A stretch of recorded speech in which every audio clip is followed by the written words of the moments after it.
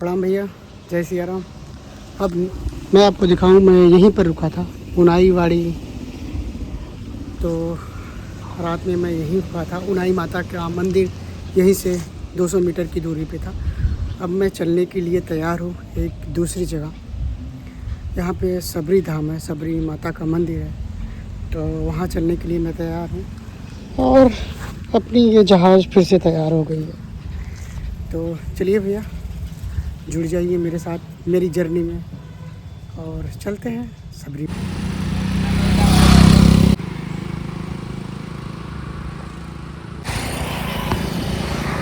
भाई हम सोचते थे पहाड़ और जंगल शायद सूरत के बाद अब ना आए,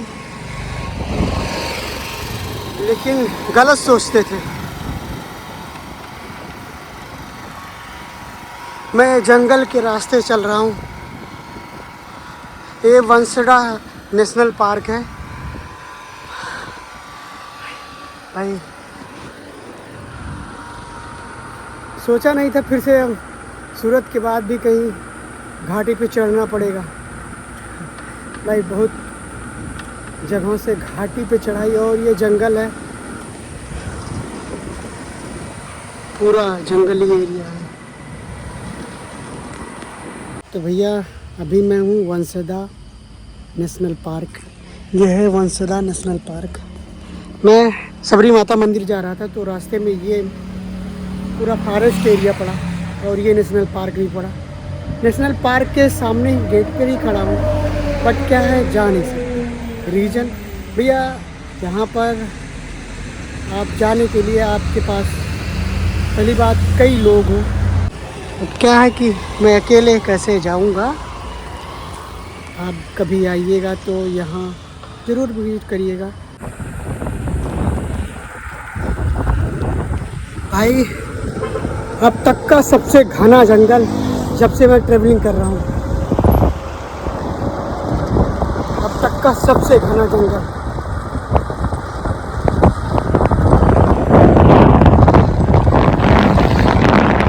तो भैया पहुँच गया हूँ मैं गुजरात के दक्षिण पूर्वी के सबसे अंतिम ज़िला डांग में। ये तो बहुत अच्छी बात है भैया कि मैं डांग में पहुँच गया हूँ। डांग, उसके बाद आ जाएगा महाराष्ट्र। लेकिन सबसे उससे भी बुरी बात ये है मेरे लिए कि भाई ये पूरी पहाड़ी है। डांग पूरी पहाड़ी लगभग, और पहाड़ी के साथ साथ पूरा जंगली एरिया 52 किलोमीटर का।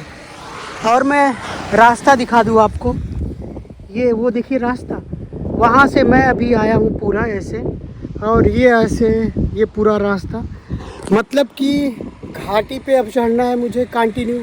घाटी पे खाई में कंटिन्यू 52 किलोमीटर मुझे अब जंगलों से होकर गुजरना है भाई। और ये पूरा एरिया जंगली जानवरों से भरा हुआ है। ये डांग जो जंगली एरिया है पूरा खतरनाक जानवरों से भरा हुआ है। इसमें लेपर्ड, शेर, चीता, बहुत सारे जानवर हैं यहाँ। तो और एक चीज़ और मैं बताऊँ, अभी तो मैं एक पुल पे खड़ा हूँ। ये पुल है जिस पे मैं खड़ा हूँ, मैं दिखा दूँ, लेकिन थोड़ी देर बाद मैं आपको दिखाऊँगा। ये जंगल इतने घने हैं कि अभी भी 12 बज रहे हैं, यहाँ पर धूप का असर नहीं हो रहा है। और इतने ज़्यादा घने जंगल आगे आते जाएंगे कि ऐसा लगेगा दिन में भी अंधेरा हो गया है। तो अभी मैं दिखाता हूँ आपको। तो मैं कोशिश कर रहा हूँ जितनी जल्दी हो सके ये जंगल पार कर लूँ। अभी तक तो लोग रोड पे दिखाई दे रहे हैं, लेकिन घर भी दिखाई दे रहे हैं, लेकिन यहाँ के लोकल लोगों ने बताया कि 15-15, 20-20 किलोमीटर तक आगे आने के बाद आपको कुछ नहीं दिखाई देगा। कोई भी घर ना तो कोई दुकान नहीं दिखाई देगी, बस जंगल ही जंगल दिखाई देंगे। तो चलते हैं भैया। अभी तक तो एमपी में इस तरीके के जंगल मिले थे, इस तरीके की घाटी मिली थी, पर मुझे नहीं पता था कि डोंग, गुजरात के डोंग ज़िले में भी मुझे जंगल बहुत बड़े और घाटी भी मिलेंगे। तो चलिए पार करते हैं। ये भी सब पार किया तो ये भी पार करते हैं। पर क्या है कि यहाँ जो चढ़ाई है भाई ना बहुत ख़तरनाक वाली है। क्योंकि अब 2 महीने के बाद मैं चढ़ाई अब घाटी पे चढ़ रहा हूँ तो थोड़ा दिक्कत हो रही है। वो एमपी में था क्या आदत हो गई थी, बट क्या है गुजरात में अभी तक आदत नहीं होती, तो ये घाटी थोड़ी चढ़ने में दिक्कत हो रही है। फ़िलहाल चढ़ते हैं घाटी। भाई चलिए दिखाता हूँ ये जंगल। अभी तो थोड़े बहुत ही पेड़ पौधे दिखाई दे रहे हैं, लेकिन आगे और भी दिखाई देंगे। इधर साइड में आपको पहाड़ दिखाई दे रहे होंगे, इधर साइड में मैं जूम कर रहा हूँ, ये पहाड़ भाई इधर। हाँ, मुझे लगा था कि गुजरात में भाई, मुझे नहीं आइडिया था कि डोंग में भी हिल्स होंगे, पहाड़ी होंगे, और एक नया अनुभव होगा इधर पहाड़ों का।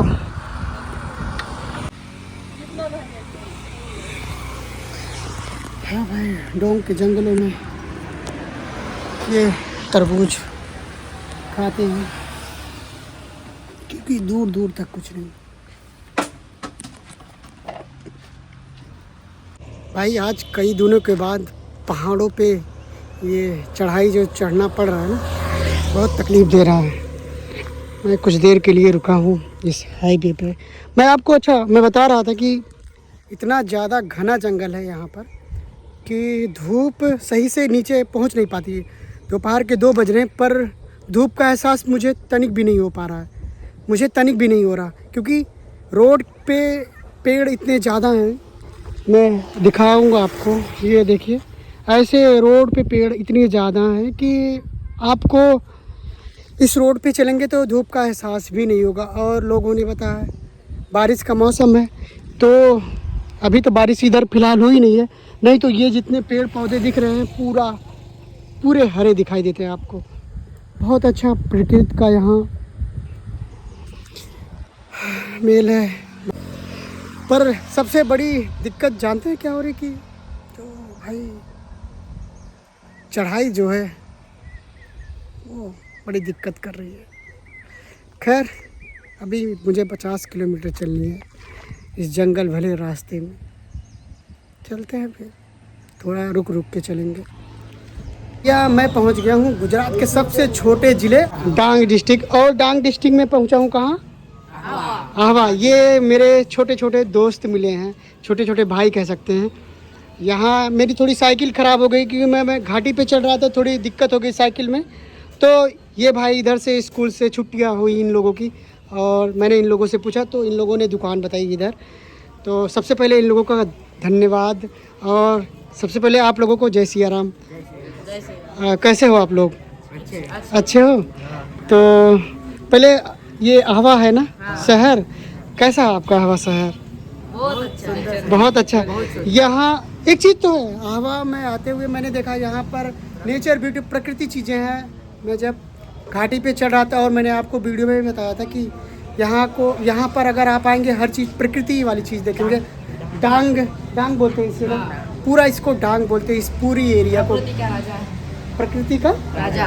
अच्छा, डांग को प्रकृति विशेषता है, डांग की विशेषता है, प्रकृति यहाँ ज़्यादा है, प्रकृति की यहाँ बहुत ज़्यादा है। यहाँ डांग की यही विशेषताएं हैं मेन। और ये सब मित्र हैं आज के लिए हमारे, क्योंकि हम आज यही रुकेंगे भाई, क्योंकि अब घाटी पे इतना चढ़ चुका हूँ, एमपी में भी चढ़ा हूँ, बट इतनी लंबी भाई घाटी में नहीं चढ़ा हूँ। आज मैं यहीं रुकूंगा। ये लोग स्कूल से छुट्टियाँ हुई थी, जा रहे थे घर, और मेरी साइकिल ख़राब हुई थी, तो इन्होंने ही बताया कि यहाँ बनती है।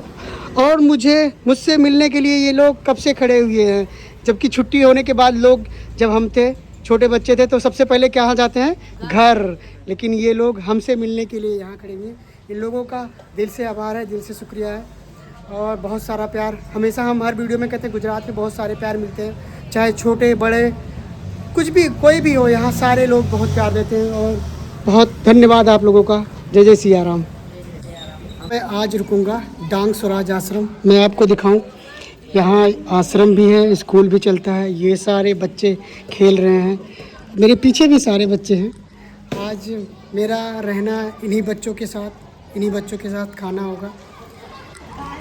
और डांग ज़िला ये गुजरात का सबसे छोटा और बहुत ही खूबसूरत ज़िला है भाई। मैं जितनी तारीफ़ करूँ इस डांग ज़िले की बहुत कम है, क्योंकि यहाँ प्रकृति का आप अगर नज़ारा देखना चाहते हैं तो डांग ज़िले में गुजरात के आ जाइए, आपको प्रकृति बहुत ही प्यारी नज़र आएगी। और भाई ये बच्चे जो क्रिकेट खेल रहे हैं ना, मुझे देखकर लालच सी आ रही है। अब पूछो क्यों? क्योंकि भाई मैं भी क्रिकेट खेलता हूँ, तो चलो ट्राई करता हूँ। अगर इन लोगों से बात करता हूँ, मुझे भी ट्राई करने देते तो खेलता हूँ। वैसे मैं डांग स्वराज आश्रम में ही आज रुकूंगा भाई। जो चढ़ाई थी ना घाटी वाली 8-10 किलोमीटर की, मैं उसकी व्याख्या आज कतई नहीं करना चाहूँगा, क्योंकि उतनी बड़ी चढ़ाई मुझे एमपी में भी नहीं मिली। मैं वीडियो नहीं बना पाया क्योंकि इतना ज़्यादा थक चुका था भाई। बट क्या है कि आज मैं यहीं रुकूंगा इन बच्चों के बीच में, बच्चों के साथ मस्ती थोड़ी होगी, थोड़ी से, क्योंकि ये लोग शायद हिंदी ना समझ रहे हो। समझ रहे हो सब लोग? हिंदी सब लोग को आती है सही से? तो आज मैं यहीं रुक रहा हूँ आप लोगों के साथ। तो चलो खेलते हैं, देखते हैं। अगर मुझे ये लोग खेलने का मौका देंगे तो ज़रूर मैं क्रिकेट खेलूँगा। फिलहाल आज समझ लो ये हॉस्टल कह सकते हैं अगर इंग्लिश भाषा में, हिंदी भाषा में आप यहाँ कह सकते हैं आश्रम। डांग स्वराज आश्रम है, यहाँ स्कूल भी चलता है। यहाँ बच्चे कितने क्लास तक स्कूल चलते हैं? 12th क्लास तक स्कूल चलते हैं यहाँ पर। तो बच्चे यहाँ देख सकते हैं, हॉस्टल भी है, आश्रम है। और यहाँ बच्चों को देखकर भाई मुझे भी अपना वो बचपन का स्कूल याद आ गया। बट क्या था, मैं बचपन में तो आश्रम में नहीं रुका हूँ, हॉस्टल में, लेकिन वो स्कूल वाली चीज़ें, फीलिंग इन लोगों को देखकर याद आ जाती हैं। अभी क्या है, चलते हैं, ट्राई करते हैं, खेलने का मौका देते हैं ये लोग कि नहीं। चलो, ये जैसे होता है गुरुकुल या नवोदय विद्यालय, जहाँ पर पढ़ाई के साथ साथ बच्चे छात्रावास में भी रहते हैं, उसी तरीके का ये आश्रम है डांग स्वराज आश्रम। यहाँ पर बच्चे स्टडी भी करते हैं, स्कूल चलती है यहाँ तक, क्लास 12 तक, और यहीं पर छात्रावास भी बना हुआ है बच्चों का। तो ये सारे बच्चे हैं जो थोड़ा बहुत हमसे इनकी परिचय हुई है। अभी धीरे धीरे शायद मुझे जान जाए। ज़्यादा पल तो इन लोगों के साथ गुजारनी है नहीं, लेकिन जितने भी पल गुजारेंगे उतने पल में शायद ये मुझे समझ जाए। और कुछ बच्चे तो नीचे से ऐसे देख रहे हैं कि मैं दूसरे देश से आ गया हूँ ना, क्योंकि मेरी लैंग्वेज ही अलग है। यहाँ की भाषा गुजराती है, हमारी तो हिंदी है। तो चलो नीचे अब चलते हैं, क्योंकि मैं पहुँच गया हूँ, 6 बज रहे हैं यहाँ। और भाई आज की चढ़ाई ना, मैं कभी उसकी व्याख्या भी नहीं करना चाहूँगा। बस पहुँच गया हूँ यहाँ तक। मेरी साइकिल भी थोड़ी ख़राब हो गई थी, यहाँ रास्ते में पैदल भी चलनी पड़ी करीबन 1-8 किलोमीटर। वो तो एकदम मैं करीब पहुँच गया था शहर के, तभी ख़राब हुई है। अब चलता हूँ, साथ में खेलता हूँ।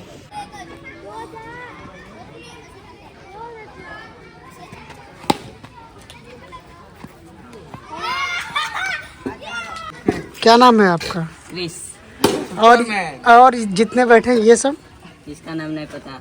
नहीं, सबका नाम नहीं पता? सब? अच्छा, सब यहाँ 12th के हैं? हाँ। इतने ये सब 12th में है? नहीं, ये तो बच्चा लोग है ना ये सब। अच्छा भाई, आज जो ये माहौल बना है ना बच्चों वाला, यहाँ कितने क्लास से चलता है? 6 से 12th? उससे नीचे नहीं ना? नहीं ना, 4 भी है? 3? नहीं।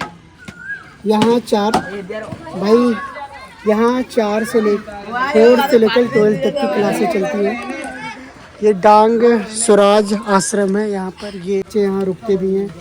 कह सकते हैं जैसे नवोदय विद्यालय या गुरुकुल में शिक्षाएं दी जाती हैं, उसके साथ बच्चे वहाँ रहते हैं। यहाँ भी परमानेंट ये लोग स्कूल भी जाते हैं और परमानेंट यहीं पर रहते हैं। और जैसे जैसे भाई ये लोग मुझे देख रहे हैं, भीड़ लगती जा रही, इन्हें लग रहा है कि मैं किसी दूसरे ग्रह से आया हूँ ना, दूसरे ग्रह से मैं आया हूँ, बट ऐसा नहीं है। मेरी भाषा सब समझ रहे हो ना? सब समझ रहे हो मेरी भाषा? समझ रहे हैं। समझ रहे हो ना? ओके। ऐसे हिंदी और इंग्लिश ऑफिशियल लैंग्वेज है, सबको पता होगी। यहाँ 4 से लेकर 12 क्लास तक सारे बच्चे हैं और सब लोग मज़े में हो ना? सब लोग अच्छे हो ना? सबसे पहले सब लोग अच्छे हो ना? बढ़िया ना सब? चलो चलो जाओ, एंजॉय करो, खेलो कूदो। तुम लोग खेलो कूदो तो जाओ खेलो। आप लोग नहीं खेलते हो तो भैया खेलने का मज़ा नहीं आता। अभी क्या है कि छुट्टी कितने बजे छुट्टी होती है? छुट्टी स्कूल में कितने? 5 बजे। यहाँ 4:30-5 बजे छुट्टी होती है। उसके बाद बच्चे खेलते हैं। यहाँ प्ले ग्राउंड है इन लोगों का। कुछ बच्चे तो खेल रहे हैं, कुछ लोग यहाँ बैठे हैं छुट्टी होने के बाद। चलो मिलते हैं कुछ देर बाद अभी इन लोगों से, तब तक हम कुछ बातें कर लें। तो भैया मैं दिखा दूँ, ये है हॉस्टल छात्रावास बच्चों का जहाँ मैं रुका हूँ। मैंने भोजन भी कर लिया है उन्हीं के बच्चों के साथ। अब मैं चल रहा हूँ सोने, क्योंकि बहुत ज़्यादा थक गया हूँ। मिलता हूँ कल एक नई वीडियो के साथ। शुभ रात्रि, जय श्री राम।